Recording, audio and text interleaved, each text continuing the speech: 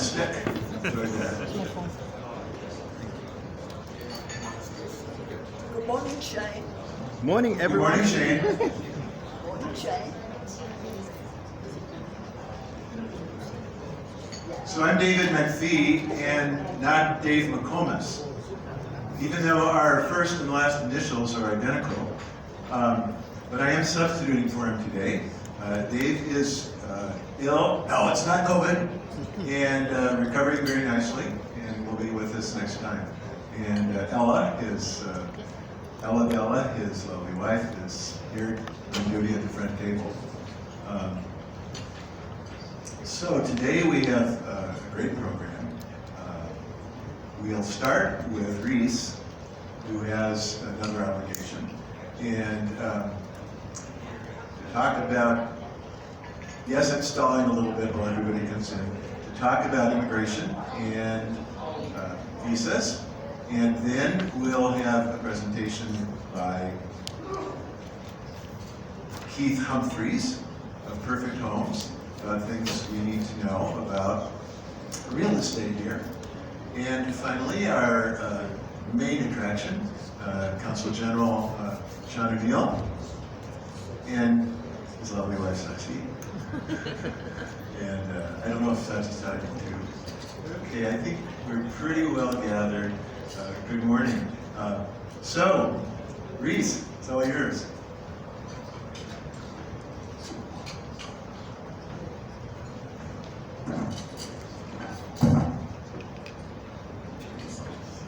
Okay, good morning. Yeah, it's still morning. So there is not really any updates actually to give you on immigration. Everything is the same as it has been. However, there is a new immigration boss that will be coming to Chiang Mai probably within the next 1 to 2 weeks. So for those of you that have lived here a long time, you know what will happen. For those of you that don't, there will be a raft of changes coming through Chiang Mai immigration. Now, at the moment, we don't know what they're going to look like. They could be good and positive, or they could be bad. So we will try and keep everybody updated on those. The thing that I just wanted to say today, which isn't really related, is when you're moving money in and out of your bank accounts now, if you're on a retirement visa or a spouse visa, please be very careful if you're closing an account and opening a new account or making a transfer from one bank to another account. Because if there's 1 day between those transfers, you will invalidate that money being in your account and you will not be able to get your visa extension. So we had a case last week where somebody closed their account, opened a new account and moved the money across. There was a 1 day difference back in February, and the immigration refused the extension. So when you're doing it, please just make a direct transfer from one account to the new account. So open the account first and then make the transfer. And then you won't have any problems at all.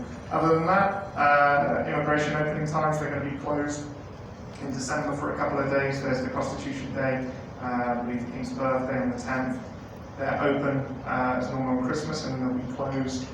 Normally they close around the 28th to the 4th, or 30th to the 4th, depending on their days, but normally they'll be back open. So my advice is for anyone that has any immigration work to do it now if you can, within 45 days of your visa expiring, because it's always better to go and know what's going on than to leave it when this new boss comes in.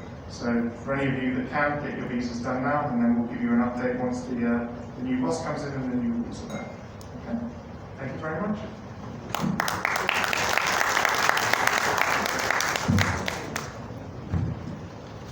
So I have just a general question out of curiosity.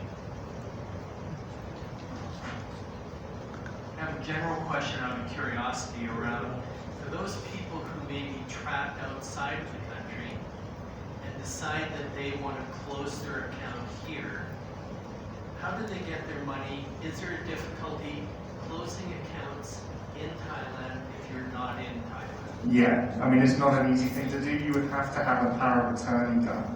and that power of attorney would have to be legalized and notarized in the country. So for example, if you were trying to do that as a UK citizen, you would need the Thai embassy and a notary. So you would have a power of attorney, which would be signed by a notary, and the Thai embassy would then legalize that. Then it would come to Chiang Mai, and then it would be legalized here, and then with that document you could then close the bank account down and withdraw the money. Obviously for reasons that the banks don't tend to want other people to have access to your accounts. So it can be done quite there's no problem to do it, but it is, depending on where people are and how close they are to an embassy and notary and everything else, that's normally the difficult part. All right.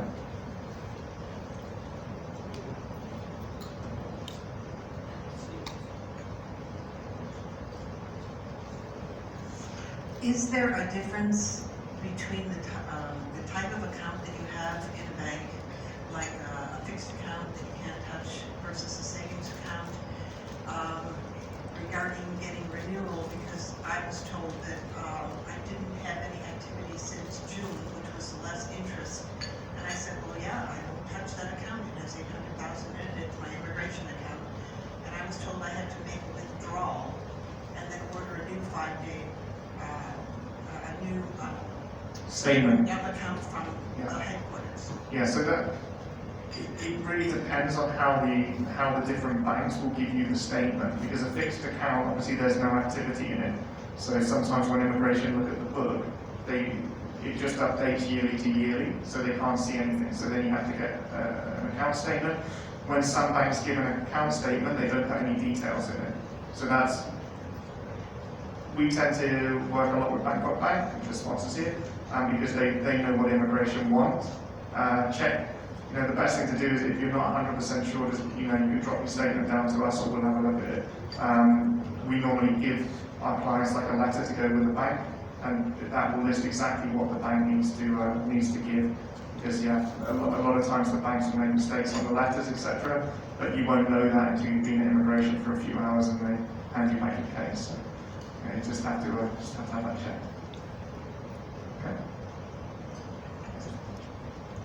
All right. So have a very good rest of the day and a weekend.